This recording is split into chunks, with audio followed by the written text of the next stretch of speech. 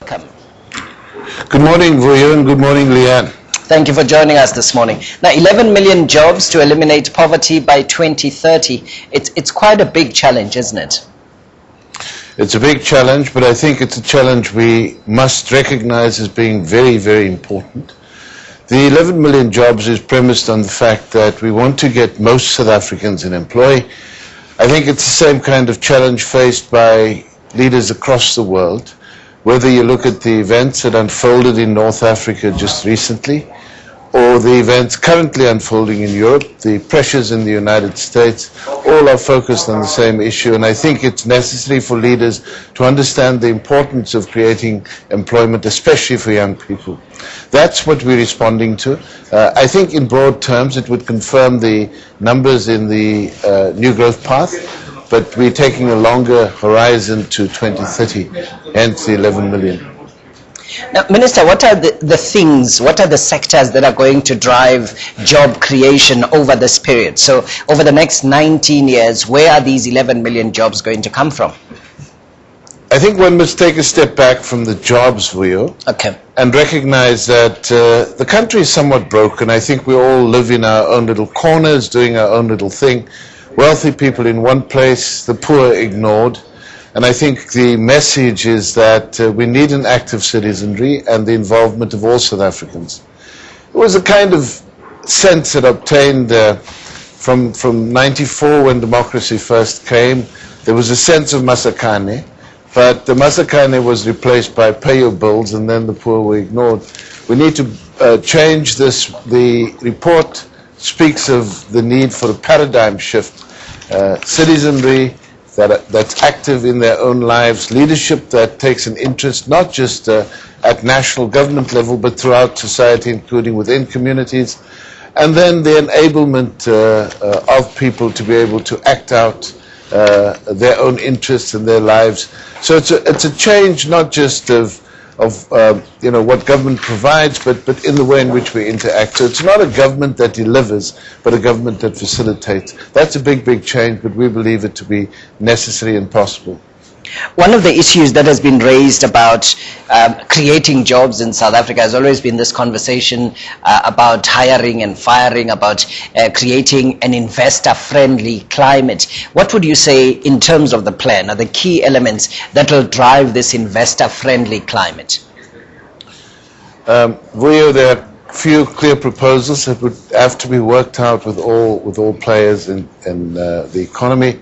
But it starts with facilitating the transition from school or higher education to work. That's something that doesn't function, and so too few young people are taken into jobs. The second issue is to make it easier to dismiss workers, especially for misconduct. It's also a situation where the intention of the Labour Relations Act was different to what's happening in practice. And the third proposal is that managers who earn more than 300,000 a year should be taken out of the CCMA. If we can declutter the CCMA, we think it'll be very good for job creation overall. There are a series of proposals like that, quite practical, and I think even the unions would be hard pressed to oppose those kinds of proposals. Minister, Labour will not be happy with this issue around making it easier to dismiss people for misconduct. Has there been a conversation with Labour about this? What kind of feedback are you getting from them?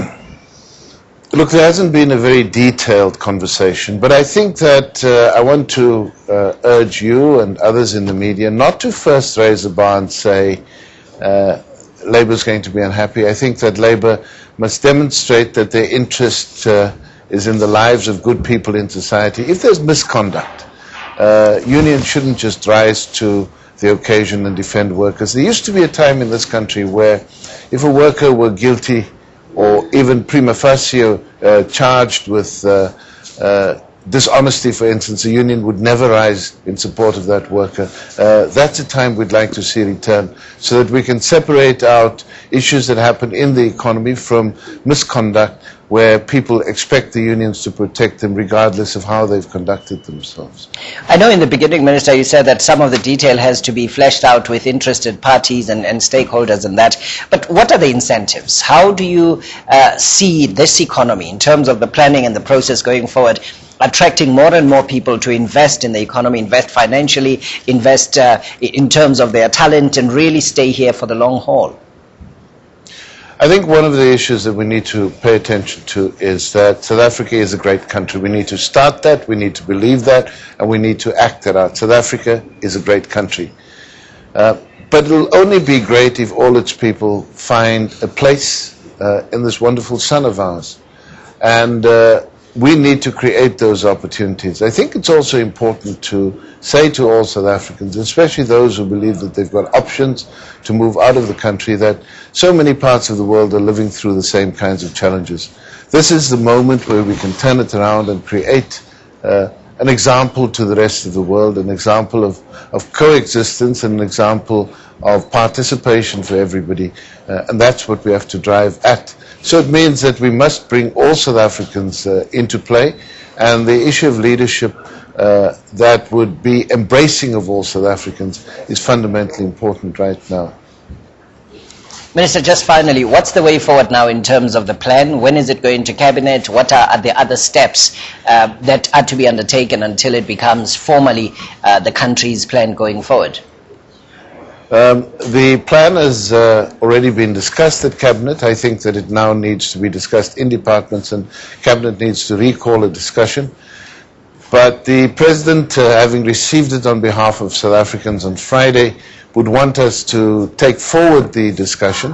Wherever we find ourselves, we hope from the side of the Commission to take this across the country, certainly to all 9 provinces, but also to large organizations, business organizations, trade unions, faith-based organizations, community-based organizations, and ensure that we can maximize the participation, we can flesh out the detail, and we have teams ready, able to test new proposals as we go, so that it hangs together as a plan. You can't just do some things and hope that by only paying attention to some issues you'll be able to deliver the change. We need an entire approach. Whilst our emphasis is very strongly on education and jobs, we need to deal with all of these issues together, and that's how we must take this forward. All right. Minister for Planning is Trevor Manuel. He joins us from our studios in Parliament in Cape Town. Thank you for your time this morning.